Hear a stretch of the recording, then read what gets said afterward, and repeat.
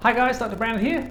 I'm going to talk about stress. Someone asked a question about what stress is and how it works in the body, which is a short question but a massive answer. I'll try and condense it to 3 minutes if I can, or something around there. So stress is a physical response to a perceived threat. It doesn't have to be an actual problem or threat, but we just have to think it is, and we will start the reactionary process. It's a process that's not unique to humans. All animals have this. It's designed to take us out of basically economy mode and put us into high performance. It ramps up our systems. It increases our blood pressure. Our heart rate pushes harder and faster. It dilutes our pupils. It gets the blood flowing out to the limbs to help us, get out of trouble and out of danger. It also tends to switch off systems in the body that aren't really necessary at that time for our survival. Things like our digestive system and our immune system, they tend to be suppressed or squashed. In the short term, that's actually not really a big deal. This response is actually vital to our survival. We and other animals need it. We need to be able to perform at our best to stay alive. The problem comes because this survival system, it doesn't differentiate between walking in front of a moving vehicle versus worrying about the bills and paying the bills and stressing about that. The response pathways are exactly the same. The hormones being released are exactly the same. The nervous pathways, they're exactly the same. It's still shutting off the immune system and digestive system. It's still dilating the pupils, releasing sugar into the bloodstream. It's still doing all of those things as if you were in grave danger.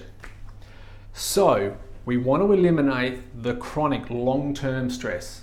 Short-term stress is actually really good for us, as long as we're still happy about it. Roller coasters and things like that, as long as you're okay on roller coasters, are a good stress.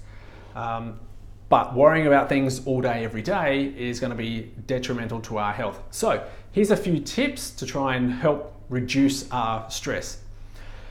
First of all, the most important one would be your perception or how you see a situation, because that's really the catalyst. That's really the thing that's setting everything off. I won't talk too much about where it happens in the brain. That's not important right now. But the way you see something will determine whether or not you decide now's the stress response, or we don't have to worry about that. So do your best to educate yourself on ways to change your perception or look at things in a different light so that it is not the end of the world to have an unexpected bill or to face a fine or somebody cuts you off in traffic. Practice staying calm in those moments and not worrying about it too much. I know it's easier said than done, but it takes practice. Some people are better at it than others, but do your best. Aside from that, other things you can do, light increases your stress response. So the absence of light, and especially artificial light, will help you to calm down and relax. So switch the lights off. Noise as well, the louder it is, the more you are in a stressed state. So nice and quiet, especially at night when you're sleeping, as if you can get it nice and quiet, that'll help to reduce your sympathetic or your stress response. Sunlight, walking around in the sun, fantastic because it releases serotonin it helps to release serotonin from the gut and the brain, which is a real feel-good hormone, helps you relax and bliss out. Laughter, releasing endorphins, eating foods that you really love, chocolate, the good quality stuff, the healthy stuff. Anything that helps you stay calm and relaxed and happy will be reducing stress levels.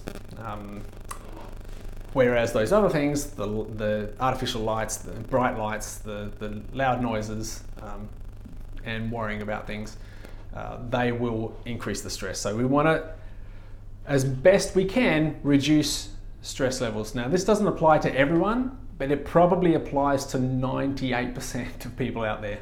So most people are in this category of needing to reduce your stress levels because stress has long-term stress has a very detrimental effect on human health.